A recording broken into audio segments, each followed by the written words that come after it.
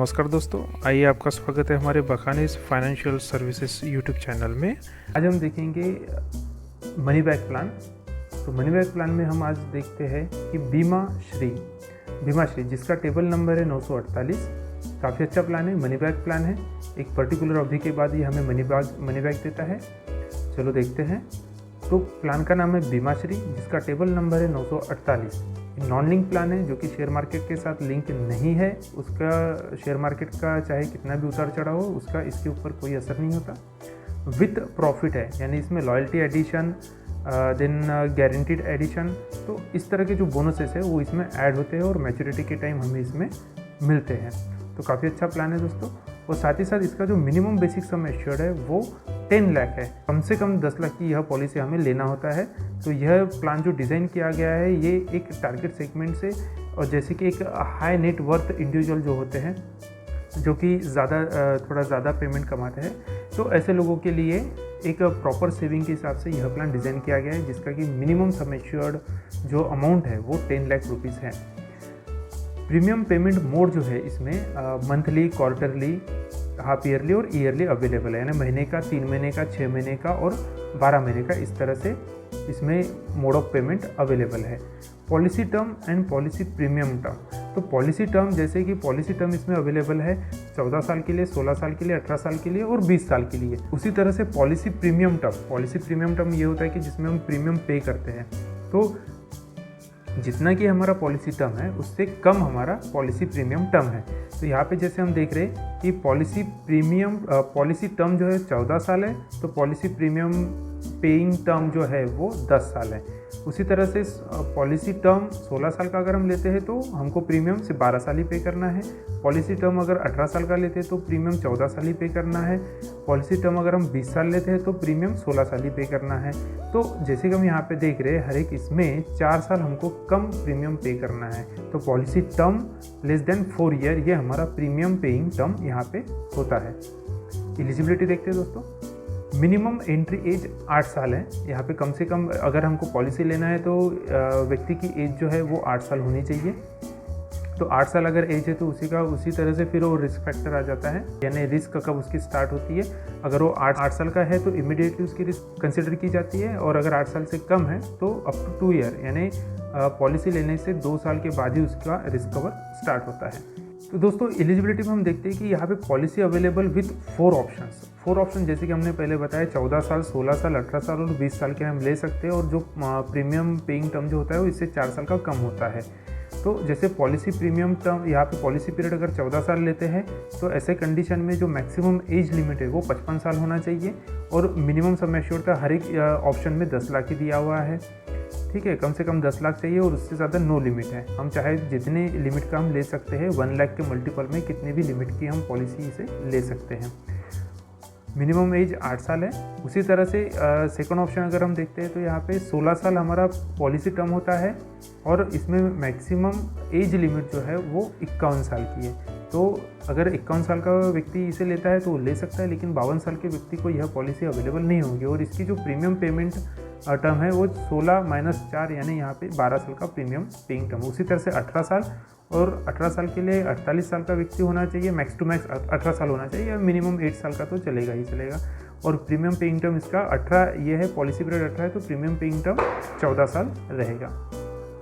Fourth option में देखते हैं कि पॉलिसी पीरियड जो है वो 20 साल का है, तो मिनिमम एज रहेंगी उसकी 8 साल का व्यक्ति इस 20 साल के टर्म को ले सकता है, और मैक्सिमम 45 साल का व्यक्ति 20 साल के टर्म को ले सकता है। तो अगर हम इसका कैलकुलेशन करते हैं, policy period 20 and maximum age अगर 45 है, तो अगर 45 एज का व्यक्ति 20 साल का टर्म लेता है तो उसकी एज 65 हो जाती है। तो इसका मैक्सिमम जो एंट्री एज है वो 45 रहेगा। तो इसी तरह से मिनिमम सम एश्योर्ड 10 लाख है, मैक्सिमम की लिमिट नहीं है, कितना भी हम ले सकते हैं, और 16 साल हमको इसको पे करना होगा। तो हमारा जो पॉलिसी पीरियड है वो 20 साल है, और पे करना पड़ेगा सिर्फ 16 साल, जो कि 4 साल कम है। इसी को थोड़ा हम यहाँ पे देखते हैं, मैक्सिमम एंट्री एज किस तरह से हो सकती है। अगर 14 साल का टर्म लेते हैं तो 55 साल होना चाहिए एंट्री एज, और अगर 16 साल का लेते हैं तो मैक्सिमम एंट्री एज जो होती है वो 51 साल होनी चाहिए।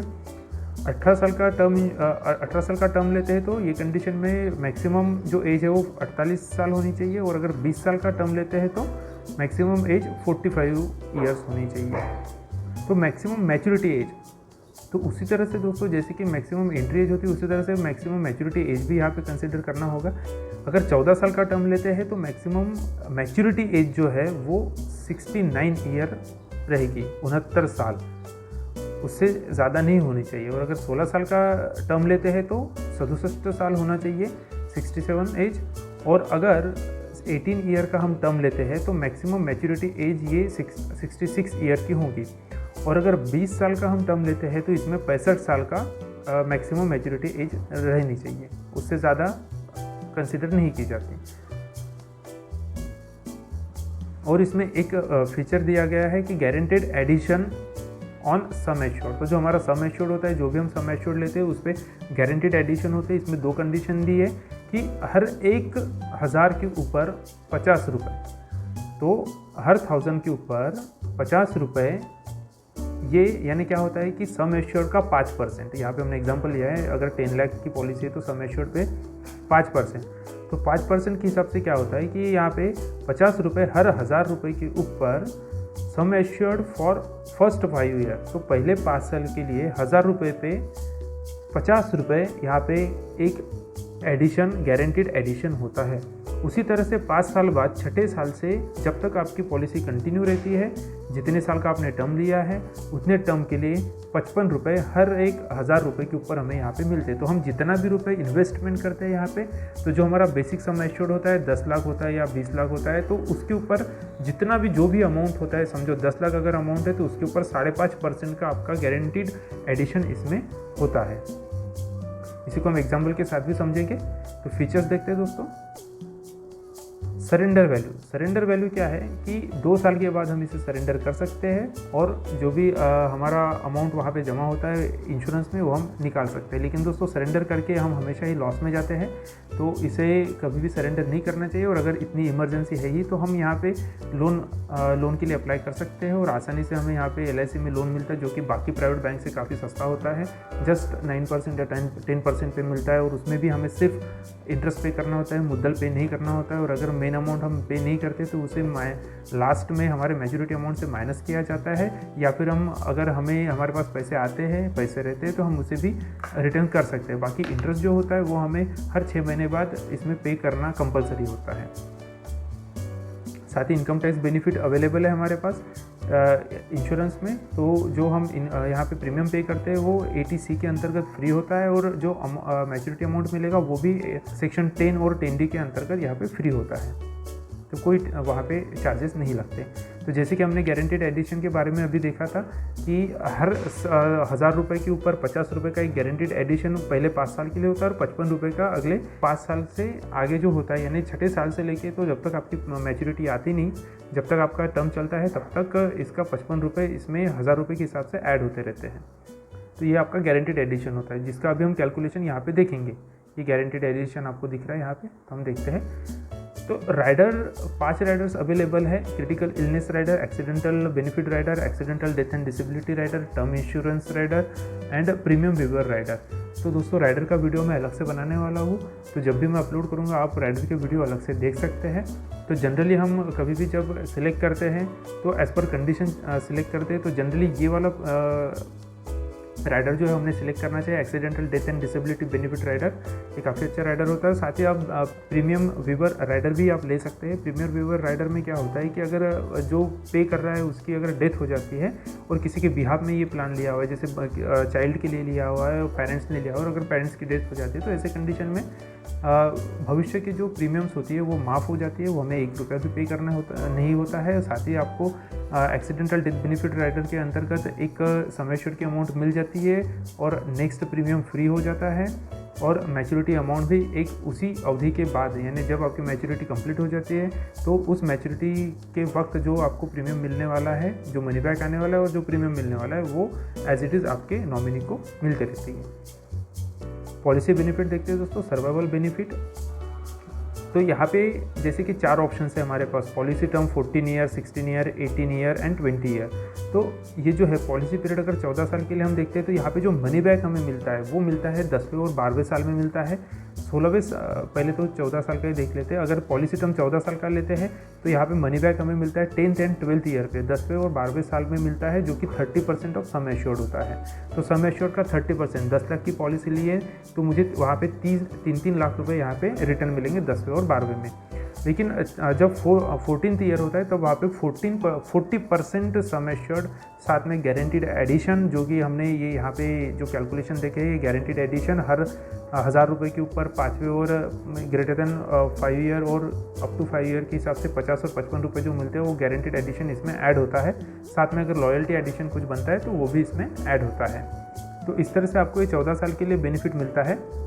उसी तरह से अगर हम 16 साल में देखें तो 14 साल में पहले देखते हैं कि 14 साल में 10वें और 12वें साल में हमको रिटर्न मिल रहा था, मनी बैक मिल रहा था, और साथ में मैच्योरिटी भी जो मिलेंगे वो मैच्योरिटी में ये इस तरह से 40% जो रिमेनिंग अमाउंट है, जैसे कि यहाँ पे 30, 60 हो गया और 60 प्लस 40, 100। तो ये जो 40% है ये रिमेनिंग 100% का 40% plus guaranteed addition and loyalty addition यहाँ पे ऐड हो रहा है। उसी तरह से जब हम 16 ईयर का प्लान लेते हैं तो 16 ईयर के प्लान में 12वें और 14वें साल में 35% का रिटर्न यहाँ पे हमको मिलता है, और मैच्योरिटी अमाउंट में रिमेनिंग जो 30% है, जैसे कि यहाँ पे 35 70 हो गया और ये 30 100 हो गया, तो ये जो रिमेनिंग 30% है ये 16 साल की पॉलिसी है, तो 16वें ही साल में हमको with guaranteed addition and loyalty addition हमें मिलता है। उसी तरह से दूसरी टर्म जो लेते हैं 18 साल का, उसमें 14वें और 16वें साल में हमें रिटर्न मिलता है 40% और 18वें साल में हमको यहाँ पे 20% return with guaranteed addition and loyalty addition amount के साथ यहाँ पे मैच्योरिटी मिलती है।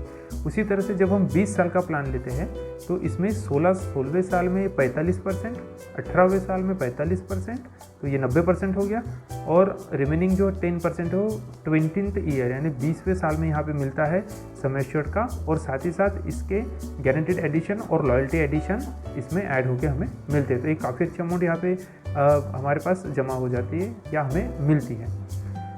ये तो सर्वाइवल बेनिफिट हो गया। तो ऑन डेथ क्या होता है कि अगर डेथ ड्यूरिंग 5 ईयर, तो अगर पहले 5 साल में अगर डेथ हो जाती है तो ऐसे कंडीशन में sum assured on death plus guaranteed addition, तो जैसे कि हमने यहाँ पे गारंटीड एडिशन का एग्जांपल देखा, तो इस तरह से जो भी हमारा गारंटीड एडिशन बनता है वो गारंटीड एडिशन अमाउंट और ऐसे ऑन डेथ, तो ऐसे on death as per table जो भी रहेगा, जैसे कि हम जब एग्जांपल देखेंगे तो उसमें देखेंगे, तो ऐसे यानी sum assured on death, sum assured जो रहेगा वो और गारंटीड एडिशन, ये अमाउंट हमें अगर डेथ 5 साल के पहले होती है तो ये मिलेगा। और अगर डेथ अगर आफ्टर 5 ईयर अगर होता है तो 5 साल के बाद उसमें लॉयल्टी एडिशन भी ऐड हो जाता है, तो आपको ऐसे भी मिलेगा, GA भी मिलेगा जो कि गारंटीड एडिशन है, और लॉयल्टी एडिशन यानी sum assured amount, guaranteed addition and loyalty addition, इस तरह से हमें मिलेगा।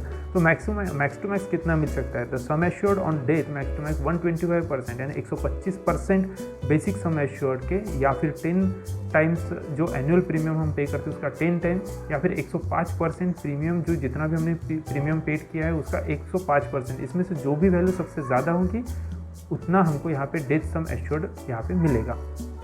और भी कंडीशन हम यहाँ पे देखते हैं, तो यही जो है यही कंडीशन यहाँ पे दी गई है on death during the first 5 year, तो यही हमको ये ऑप्शन यहाँ पे मिलता है।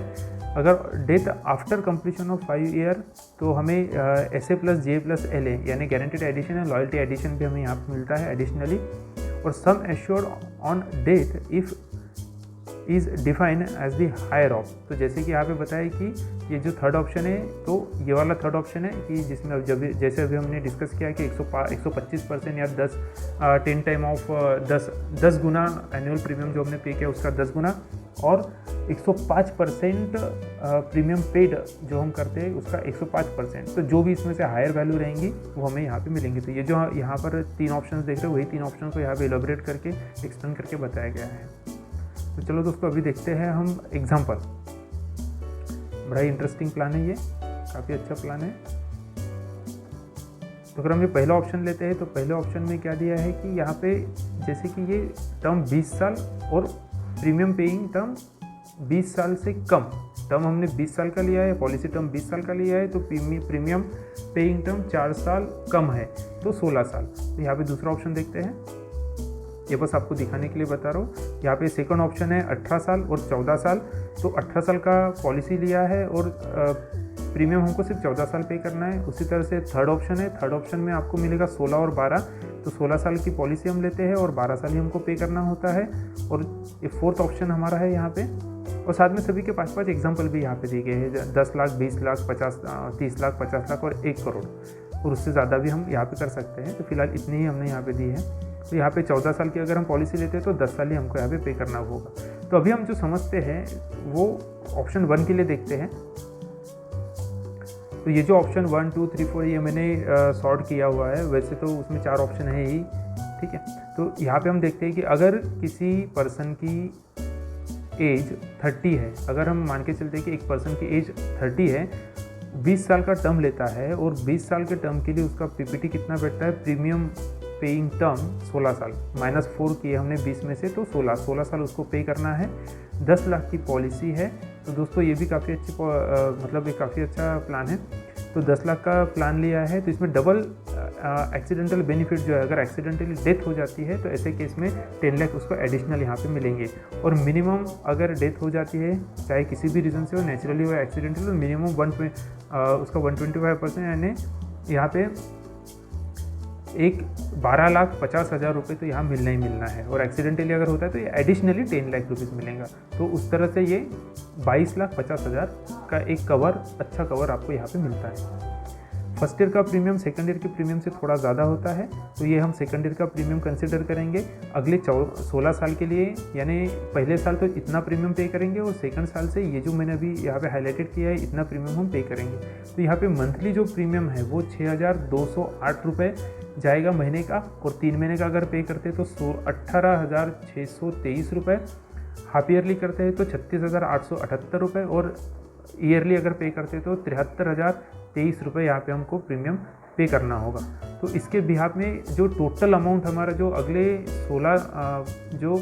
16 साल में जो हम पे कर रहे हैं, तो अगले 16 साल में 11,69,975 रुपये हम यहाँ पे कर रहे हैं।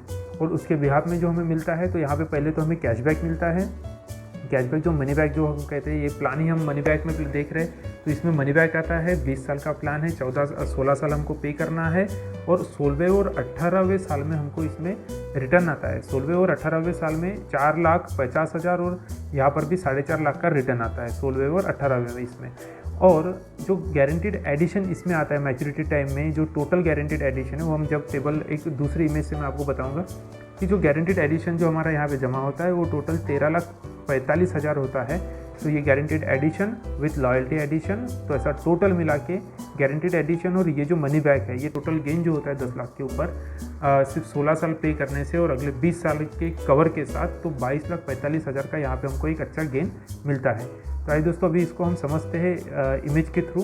तो इस 30 साल का पर्सन है जो कि 10 लाख की पॉलिसी लेता है, तो 20 साल के लिए लेता है, तो उसका प्रीमियम पेइंग टर्म जो होता है वो 16 साल होता है। तो हम यहाँ पे देख रहे हैं पहले साल का प्रीमियम है, दूसरे साल का प्रीमियम है जो कि थोड़ा कम रहता है। और इसका टोटल कवर जो होता है वो 10 लाख से लेके 13,45,000 तक वेरी होता है, मिलता है। तो यहाँ पे अगर हम देखेंगे तो 16वें साल में ये 45% जो रिटर्न दे रहा है ये हमारा मनी बैक है जो कि 4.5 लाख है। 18वें साल में फिर से 45% रिटर्न मिल रहा है जो कि 4.5 लाख है।